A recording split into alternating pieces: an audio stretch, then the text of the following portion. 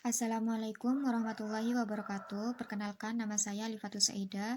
Di sini saya akan menjelaskan mengenai tentang pengertian pendekatan studi Islam.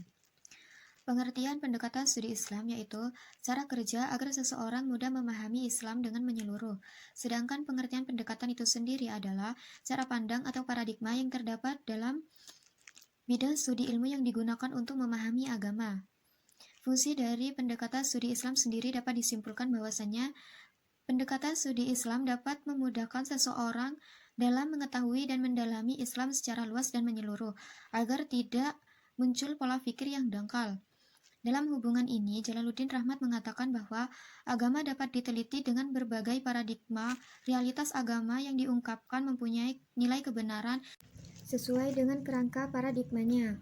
Dalam proses pendidikan Islam, pendekatan mempunyai kedudukan yang sangat penting dalam upaya mencapai tujuannya, karena ia menjadi sarana yang sangat bermakna bagi materi pelajaran yang tersusun dalam kurikulum pendidikan, sehingga dapat dipahami oleh masyarakat dan menjadi pengertian-pengertian yang fungsional terhadap dalam norma masyarakat. Berbagai pendekatan manusia dalam memahami agama dapat melalui pendidikan paradigma. Dengan pendekatan ini, semua orang dapat memahami suatu agama. Dapat dilihat bahwasanya agama bukan hanya monopoli kalangan teolog dan normalis, melainkan agama dapat dipahami semua orang sesuai dengan pendekatan dan kesanggupannya. Nama saya Amanda Kusuma Putri.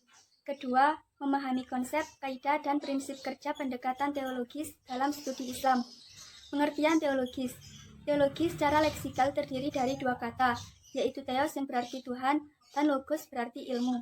Jadi, teologi adalah ilmu tentang Tuhan atau ketuhanan.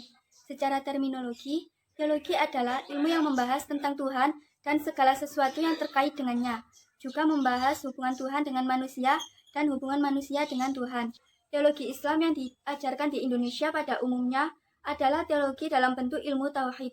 Ilmu tauhid biasanya kurang mendalam dalam pembahasannya dan kurang bersifat filosofis. Selanjutnya, ilmu tauhid biasanya memberi pembahasan sepihak dan mengemukakan pendapat dan paham dari aliran-aliran atau golongan-golongan lain yang ada dalam teologi Islam. Pendekatan teologis ini selanjutnya erat kaitannya dengan pendekatan normatif, yaitu suatu pendekatan yang memandang agama dari segi ajarannya yang pokok dan asli dari Tuhan yang di dalamnya belum terdapat penalaran pemikiran manusia. Dalam pendekatan teologis ini, agama dilihat sebagai suatu kebenaran mutlak dari Tuhan. Tidak ada kekurangan sedikit pun dan tampak bersikap ideal. Dalam kaitan ini, agama tampil sangat prima dengan seperangkat cirinya yang khas. Pendidikan teologis normatif merupakan salah satu pendekatan teologis dalam upaya memahami agama secara harfiah. Pendekatan normatif ini dapat diartikan sebagai upaya memahami agama dengan menggunakan kerangka ilmu ketuhanan yang bertolak dari suatu keyakinan bahwa wujud empirik dari suatu keagamaan dianggap sebagai yang paling benar dibandingkan dengan yang lainnya. Agama sebagai objek penelitian mempunyai dua aspek, yaitu aspek historisitas dan aspek normatif. Aspek historis menjadi objek penelitian sejarah agama dan fenomenologi historis, sedangkan aspek normatif muncul sebagai kekuatan batin yang memberikan pengakuan akan kebenaran untuk mengatur kehidupan individu dan kehidupan sosial. Nama saya Nanda Putri Fitriati. Di sini saya akan menjelaskan tentang konsep, kaidah, dan prinsip kerja pendekatan filosofis dalam studi Islam. Pengertian pendekatan filosof. Filsafah berasal dari kata philo yang berarti cinta kebenaran, ilmu, dan hikmah. Selain itu juga dapat berarti mencari sesuatu dan menautkan sebab akibat untuk menafsirkan pengalaman manusia.